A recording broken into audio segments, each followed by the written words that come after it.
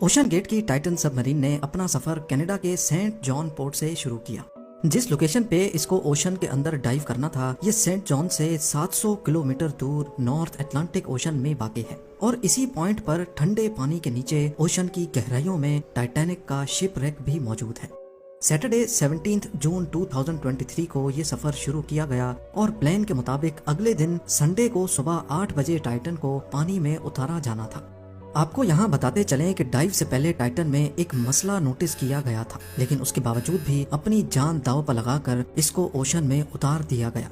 वो क्या मसला था और आखिर पता होने के बावजूद भी ये खतरा क्यों मोल लिया गया। नाज़रीन, इस सफर में टोटल 5 लोग मौजूद थे, जिसमें एक्शन एविएशन के फाउंडर हार्निश हार्डिंग भी मौजूद थे। इन्होंने जेफ बेजोस के साथ स्पेस में भी ट्रेवल किया था। दूसरे नंबर पे स्टॉकटन रश, जो ओशन गेट के CEO भी थे। ये अमेरिकन कंपनी ओशन टूरिज्म के लिए सबमर्सिबल्स फराहम करती है। तीसरे नंबर पे 77 साला पॉल हेनरी थे, जिन्होंने पहले भी टाइटैनिक को विजिट किया था। ये शिप रैक के एक्सपर्ट थे और इनको टाइटैनिक के बिखरे हुए पार्ट्स की काफी जानकारी थी। और आखिर में पाकिस्तानी बिजनेस टाइकून शहजादा दाऊद अपने बेटे सुलेमान के साथ इसी सबमरीन का हिस्सा थे। 17 जून को डाइव करने से पहले हार्निश हार्डिंग ने इंटरनेट पे अपना आखिरी पोस्ट किया था। उनका कहना था कि शदीद सर्द मौसम की वजह से उनकी डाइव डिले हो गई है। कल सुबह को जब थोड़े वक्त के लिए मौसम बेहतर होगा तो हम डाइव कर जाएंगे। ये 5 लोग अपना शौक पूरा करने के लिए मशहूर जमाना टाइटैनिक का मलबा देखने जा रहे थे। 1912 में डूबने के बाद अगले कई सालों तक इसको तलाश करने की कोशिशें जारी रहीं, लेकिन अटलांटिक ओशन की हार्श कंडीशन के बायस ये काम इतना आसान नहीं था। फिर 1985 में जाकर आखिरकार ओशन फ्लोर पे RMS टाइटैनिक का मलबा मिल ही गया। टाइटैनिक अपने पीछे इतने सवालात छोड़कर गई थी कि अब इनके जवाब तलाश करने का वक्त आ चुका था। दर्जनों एक्सपीडिशंस अरेंज किए गए, जिसमें अलग अलग कंट्रीज के एक्सपर्ट्स और रिसर्चर्स ने टाइटैनिक शिप रैक का रुख किया। Canadian film maker James Cameron ने 1995 में टाइटैनिक के मलबे के दर्जनों दौरे किए और फिर 1997 में टाइटैनिक मूवी रिलीज की गई। रही सही कसर टाइटैनिक मूवी की कामयाबी ने पूरी कर दी। इसने इतनी धूम मचाई कि अब टाइटैनिक के मलबे को खुद जाकर देखना करोड़ों लोगों का ख्वाब बन गया। यानी ये काम अब सिर्फ रिसर्च के मकसद तक ही महदूद नहीं, बल्कि शिप रैक साइट पर टूरिस्ट भी जाना शुरू हो गए। कहा जाता है कि ओशन की गहराई तक जाना स्पेस में जाने से भी ज्यादा मुश्किल है और इसकी सबसे बड़ी वजह है पानी का प्रेशर। टाइटैनिक शिप रैक समंदर की सतह से 4000 मीटर यानी 4 किलोमीटर नीचे है। इस गहराई को इमेजिन करना हो तो आप बुर्ज खलीफा को देखें और समझ लें कि टाइटैनिक का मलबा समंदर में करीब 5 टाइम्स बुर्ज खलीफा की हाइट जितना नीचे है। इस गहराई में पानी का प्रेशर 5800 PSI होता है। ये उतना ही प्रेशर होगा कि इंसान के पूरे जिस्म पर नहीं, बल्कि सिर्फ 1 स्क्वायर इंच के हिस्से पर एक पूरा हाथी खड़ा कर दिया जाए। तो अब आप अंदाजा लगा लें कि एक सबमरीन में कितने स्क्वायर इंच होंगे और उस पर कितना ज्यादा प्रेशर पड़ता होगा। खैर, संडे 18 जून 2023 दोपहर को 12 बजे सबमरीन का सफर स्टार्ट हुआ। नॉर्मली टाइटैनिक तक पहुंचने में 2 घंटे लगते हैं, लेकिन 1 घंटे 45 मिनटों के बाद ही मदरशिप पोलर प्रिंस, जो के ऊपर वेट कर रही थी, उनका सबमरीन से राब्ता टूट गया। अगर 2 घंटे टाइटैनिक तक पहुंचने में लगने थे तो सिर्फ 15 मिनट पहले राब्ता टूटने का मतलब है कि सबमरीन टाइटैनिक के काफी करीब पहुंच चुकी होगी। समंदर की इस गहराई में सूरज की रोशनी पहुंचना नामुमकिन है और यहाँ हर वक्त इंतहाई सख्त अंधेरा होता है। इतनी गहराई में वायरलेस सिग्नल का टूटना एक नॉर्मल बात होती है, लिहाजा पहले इस बात को ज्यादा सीरियस नहीं लिया गया। ये पूरा ट्रिप टोटल 7 घंटों का था। 12 बजे से लेकर शाम को 7 बजे इनको वापस लौटना था, लेकिन जब शाम 7 बजे तक भी टाइटन से कोई राब्ता ना हुआ और ना ही वो वापस लौटी, तो अब ऊपर खड़ी मदरशिप में मौजूद क्रू के पसीने छूटना शुरू हो गए। Canadian research vessel polar Prince ने टाइटन की तलाश शुरू कर दी। 9:40 पे उन्होंने US कोस्ट गार्ड से राब्ता करके मदद तलब की।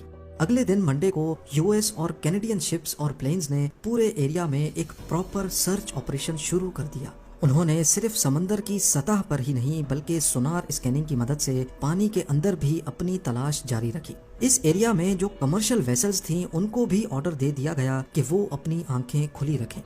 अगले 2 दिनों तक ये तलाश जारी रही, लेकिन टाइटन का कोई अता पता ना चल सका। लेकिन फिर एक उम्मीद की किरण नजर आई। वेडनेसडे 21 जून को सुबह 6 बजे सर्च टीम को पानी की गहराइयों में से कुछ आवाजें सुनाई दी। ये आवाजें अंडर वाटर रेडार्स की मदद से सुनी गई थी। फौरन ROVs को आवाज की डायरेक्शन में भेजा गया, लेकिन इस बार भी टाइटन की कोई खबर ना मिली। اب ٹائٹن کو ہمیشہ ہمیشہ کے لیے کھو دینے کا ڈر بڑھتا جا رہا تھا، کیونکہ سب مرین میں جتنا آکسیجن تھا وہ صرف 96 گھنٹے یا پھر 4 دنوں تک کا تھا، اور اس وقت تک 4 میں سے 3 دن گزر چکے تھے۔ لیکن یو ایس، کینیڈا اور فرانس کی سرچ ٹیمز نے ہمت نہیں ہاری۔ تھرسڈے 22 جون کو دوپہر 12 بجے ROVs کو ٹائٹینک کے ملبے کے پاس بھیجا گیا۔ وہاں پہنچ کر جو دیکھا گیا وہ واقعی دل دہلا دینے والا منظر تھا۔ 3:48 PM پر ROV جو کہ ٹائٹینک کے ملبے کے پاس پہنچ چکی تھی، اس نے ٹائٹن کی دم کا ایک حصہ ٹائٹینک سے صرف 1600 فیٹ دور پڑا ہوا دیکھا۔ جو دیکھنے گئی تھی ٹائٹینک کے ملبے کو، اب اس کا ملبہ ہی پوری دنیا میں ہیڈ لائنز بن گیا۔ اس کا صرف ایک ہی مطلب ہے کہ سب مرین پانی کا پریشر برداشت نہ کر سکی اور سمندر کی گہرائیوں میں ہی پھٹ گئی۔ اس خبر نے پوری دنیا میں جیسے ہلچل سی مچا دی۔ اوشن گیٹ کی سیفٹی پر کئی سوال کھڑے کیے جانے لگے۔ اوشن گیٹ کے CEO اسٹاکٹن رش، جو کہ خود اس واقعے میں اپنی جان گنوا بیٹھے ہیں، انہوں نے 2021 میں کہا تھا کہ وہ جانتے ہیں کہ انہوں نے ٹائٹن کو بناتے وقت کچھ رولز توڑے ہیں، کیونکہ انہوں نے ٹائٹن کو اسٹیل سے نہیں بلکہ ایویشن گریڈ کاربن فائبر سے بنایا ہے۔ پر وہ اس انڈسٹری میں کچھ نئی انوویشنز کرنا چاہتے تھے، تبھی اسٹیل کو ریپلیس کر کے کاربن فائبر کا استعمال کیا گیا تھا۔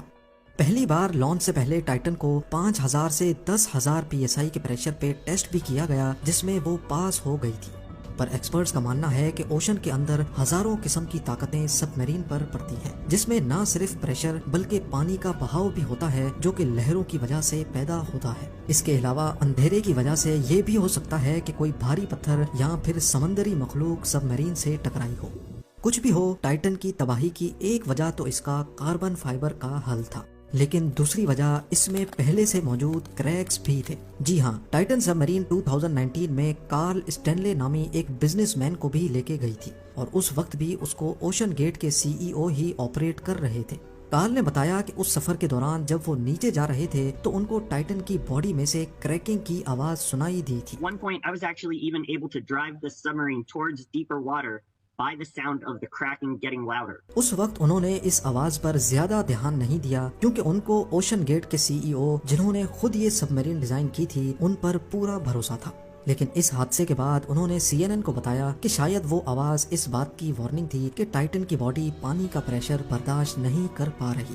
اگر یہ بات سچ ہے تو اس میں کوئی شک نہیں کہ ٹائٹن کی باڈی میں کریکس پڑنا پہلے سے شروع ہو گئے تھے۔